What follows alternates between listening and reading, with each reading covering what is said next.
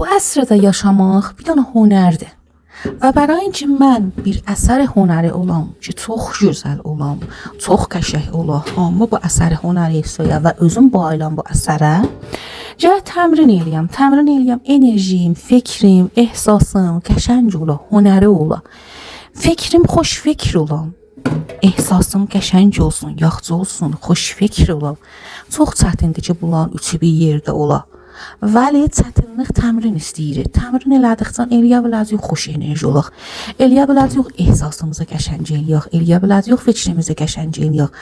Hamısı da əsəri təmrindir.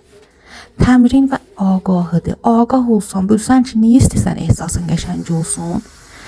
Nə dəlili var ehsasın xoş olsun? Nə dəlili var xoş fikir olasan? Hamısının dalısında ağahı yadıbdır. Elə ki, sən ağah oldun ona, başlayacaqsan təmrinə. Təmrin elədikcə görəcəksən bu əsəri hünərin çox gözəl əsəri hünəri olur.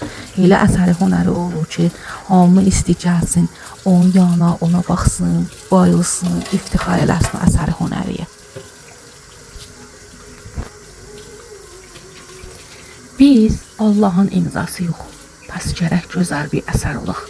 Necə ki, Picasso ya çoxlu hünərməndlər baxsız imzalarına, baxsız əsərlərinə çox gözəl olur, binəqs olur.